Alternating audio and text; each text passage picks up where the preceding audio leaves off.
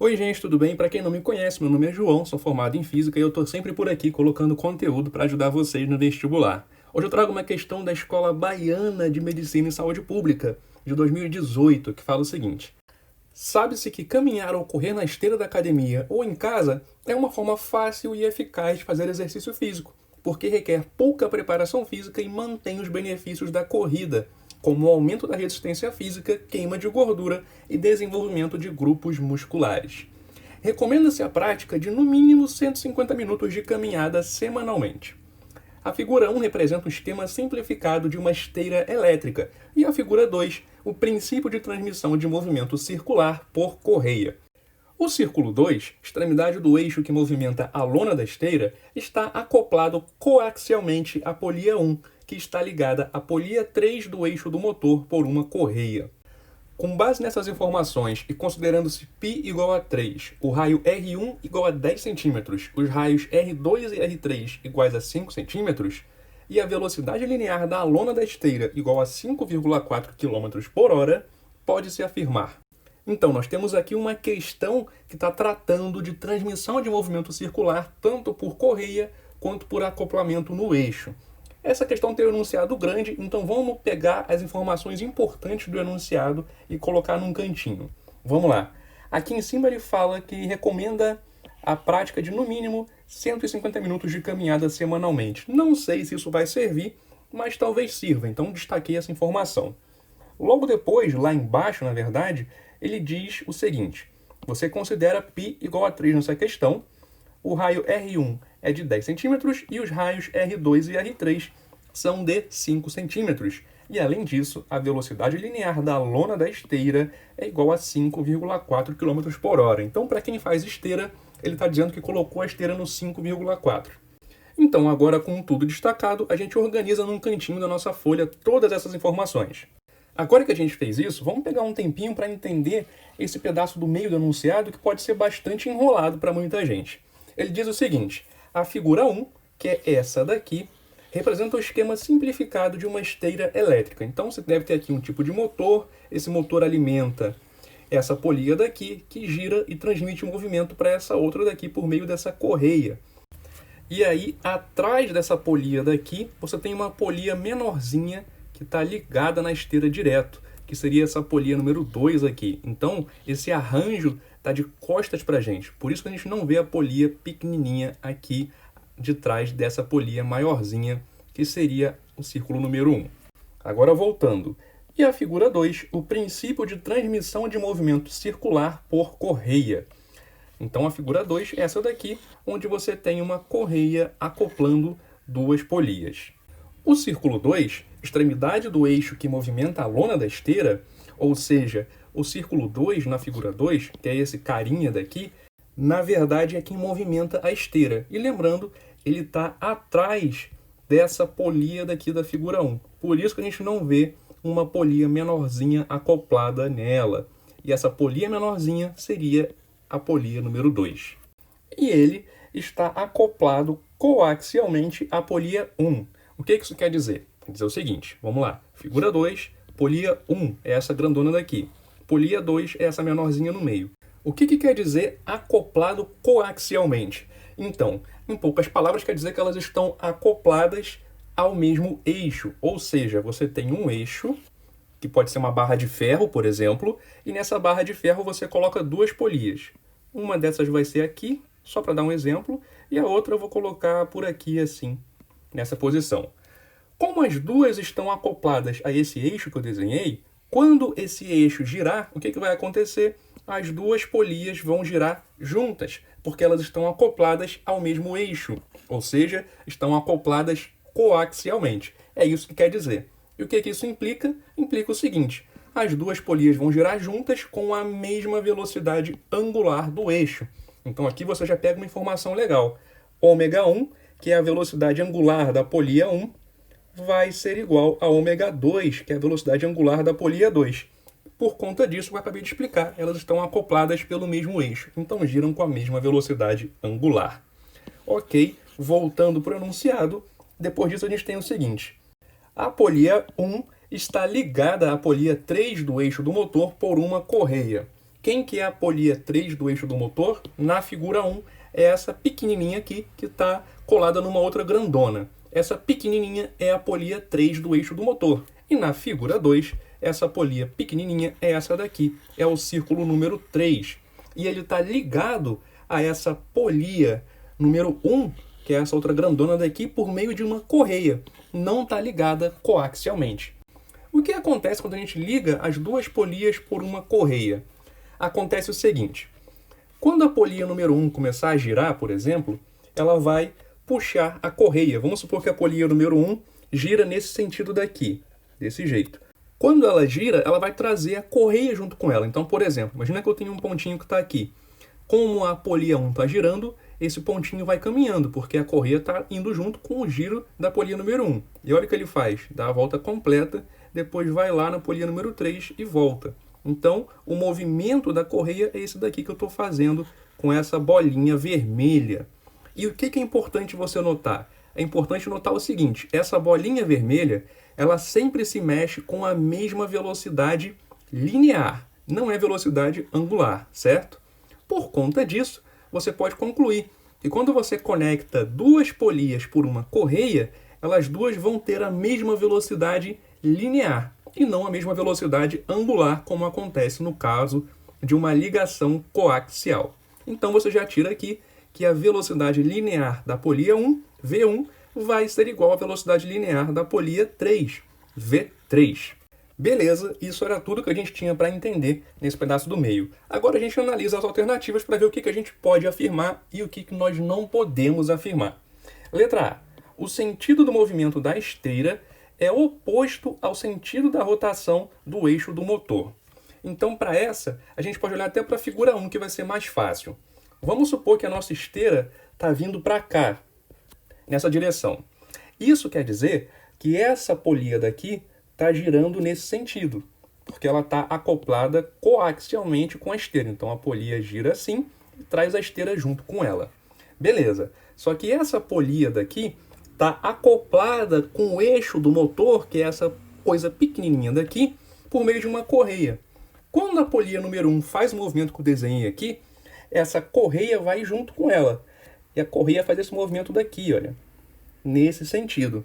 Portanto, quando a correia chegar aqui na pequenininha, você vai ter esse giro acontecendo. Portanto, você conclui que o sentido da rotação do eixo do motor acompanha, na verdade, o sentido do movimento da esteira. Ou seja, a esteira está se mexendo para cá e o eixo do motor também está girando de modo a trazer essa correia daqui nesse mesmo sentido. Ou seja, ela gira no mesmo sentido dessa polia daqui que movimenta a esteira. Portanto, as duas giram no mesmo sentido de rotação e não em sentidos opostos, como fala a letra A. Portanto, ela está incorreta. A letra B fala o seguinte: a distância mínima que se deve percorrer semanalmente é de 15,5 km. Então, o problema fala que a gente deve praticar ao menos 150 minutos de caminhada a cada semana. E essa caminhada pode acontecer, por exemplo, na velocidade que a gente coloca essa esteira, que é essa velocidade de 5,4 km por hora.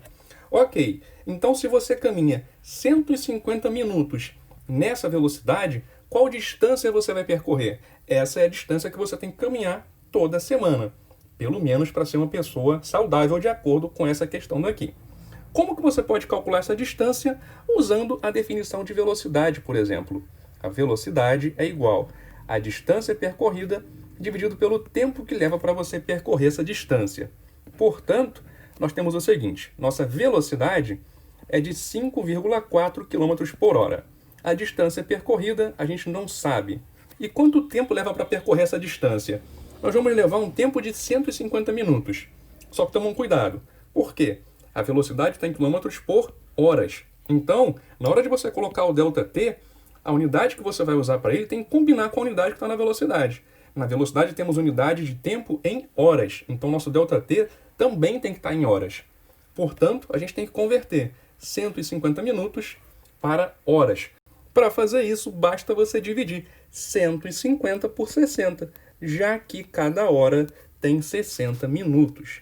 Então, fazendo essa conta, a gente tem o seguinte: simplifica os zeros, aí você fica com 2 aqui, menos 12 aqui, sobra 3, bota vírgula para continuar. 5 vezes 6 é 30, acabamos a conta num instantinho. Pronto. Então, 150 minutos é o mesmo que 2,5 horas. Então, seu ΔT é 2,5. Então, o seu ΔS vai ser 5,4 vezes 2,5. Isso resulta em ΔS igual a 13,5 quilômetros. Por conta disso, você deve caminhar 13,5 km toda semana para ser saudável, de acordo com essa questão.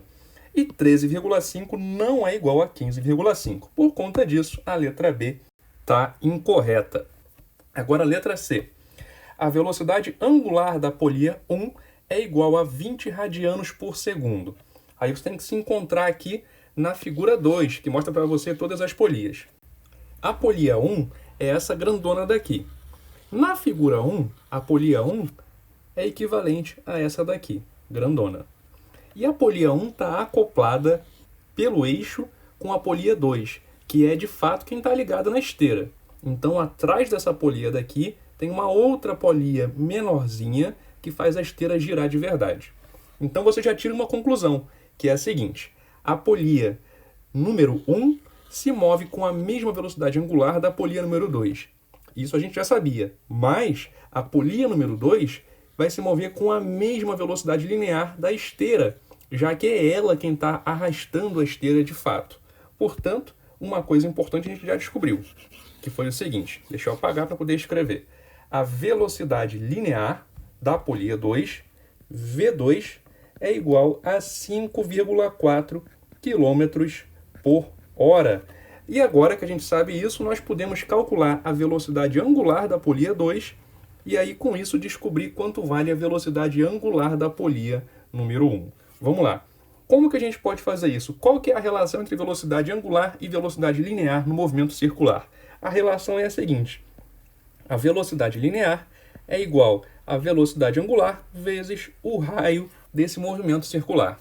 Então você vai ter o seguinte, olha só, a velocidade V2 vai ser igual à velocidade angular da polia 2 vezes o raio da polia 2.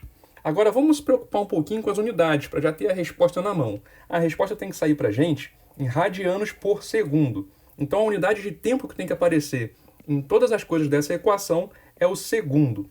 E se você reparar, na velocidade o que aparece é a hora. Como é que a gente faz aparecer segundo? É só converter de quilômetros por hora para metros por segundo. Para isso, é só você fazer uma coisa muito simples. É só dividir por 3,6. Fazendo isso, você obtém aí uma velocidade de 1,5 metros por segundo. Então, já pode colocar aqui. 1,5 é igual a ômega 2 vezes o raio R2. Agora, repara uma coisa.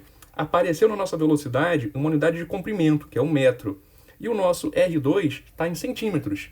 Para as duas coisas ficarem compatíveis, você tem que converter todo mundo para metro. Então, façamos isso. É só dividir esses 5 centímetros aí por 100. Bem facinho e bem rápido também. É só caminhar com a vírgula. Então, fica 0,05 metros. Então, já coloca aqui embaixo 0,05. Portanto, ômega 2 é igual a 1,5 sobre 0,05. E isso resulta em 30 radianos por segundo. Essa é a velocidade angular da polia número 2.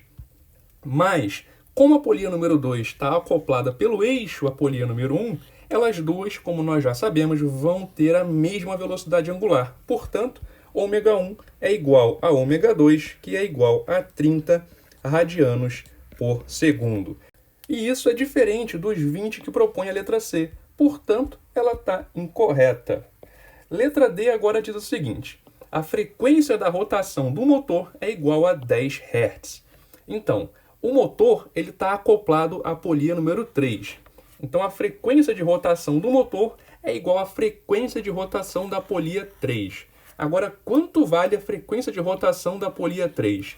Para isso, a gente primeiro tem que descobrir a velocidade linear da polia 1. Por quê? Porque a velocidade linear da polia 1 é igual à velocidade linear da polia 3. E aí, descobrindo a velocidade linear da polia 3, a gente descobre a velocidade angular da polia 3 e depois descobre quanto vale a frequência de rotação dessa polia. Então vamos lá fazer essa conta. Então, para descobrir a velocidade linear da polia 1, é só a gente usar aquela relação que a gente acabou de usar. V1 vai ser igual a ômega 1 vezes o raio dessa polia. O V1 a gente não conhece, mas a gente sabe quanto vale o ômega 1. Ele vale 30 radianos por segundo. E quanto vale o raio da polia 1? O raio da polia 1 está aqui. Ele vale 10 centímetros, que é a mesma coisa do que 0,1 metros. Lembra de converter para colocar na equação, já que você quer obter uma resposta no Sistema Internacional de Unidades para facilitar tudo. E aí fica assim, V1 é igual a 3, porque multiplicar por 0,1 é igual a dividir por 10. Então V1 é 3 metros por segundo. Essa é a velocidade linear da polia número 1. E, portanto, também vai ser a velocidade linear da polia 3, porque elas duas estão acopladas por correia. Então V1 é igual a V3, que é igual a 3 metros por segundo.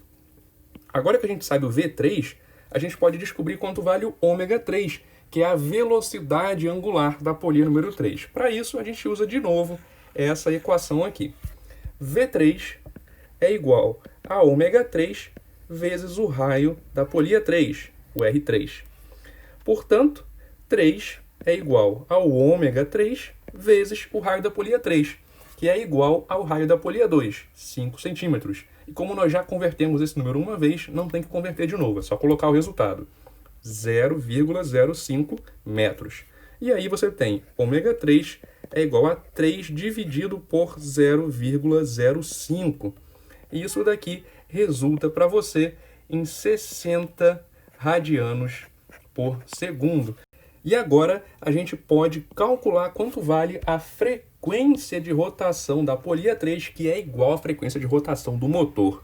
Para isso você tem que lembrar da relação entre frequência e velocidade angular. E a relação é a seguinte, a velocidade angular ômega é igual a 2π vezes a frequência. Portanto, ômega 3 vai ser igual a 2π vezes a frequência de rotação da polia 3. Ou seja, 60 vai ser igual a 2 vezes π, que a gente vai usar como 3, como pede a questão, vezes a frequência da polia 3. E aí, a frequência da polia 3 vai ser 60 dividido por 2 vezes 3, que é 6, e o resultado é 10 Hz. E isso também vai ser igual à frequência do motor, já que a polia 3 está acoplada ao motor pelo eixo. Portanto, sim, a frequência de rotação do motor é igual a 10 Hz. E a letra D está correta e é a resposta dessa questão. Por último, vamos só explicar por que a letra E não está correta. A letra E fala que a velocidade escalar da polia 1 é igual a 5,4 km por hora. A gente calculou a velocidade escalar da polia 1, que era o V1, e a gente viu que ela vale 3 metros por segundo. Quanto vale isso daqui em quilômetros por hora? Para você descobrir, você tem que multiplicar esse valor por 3,6. E quando você faz isso, você obtém o seguinte. Multiplicando 3 por 3,6, você vai obter 10,8 km por hora. Isso não tem nada a ver com 5,4. Na verdade, é o dobro da velocidade. Portanto, a letra E está incorreta, como a gente já imaginava. Então foi isso, espero que vocês tenham gostado. Se vocês gostaram, curte, comenta, compartilha e se inscreve aqui no canal. E agora também tem um grupo no WhatsApp com estudantes de todo o Brasil que também estão estudando física para o vestibular, assim como você. Então, se você quiser participar, é só clicar no link que está aqui na descrição. Eu também participo do grupo tentando ajudar todo mundo lá como eu posso. Enfim, muito obrigado por assistir e até a próxima.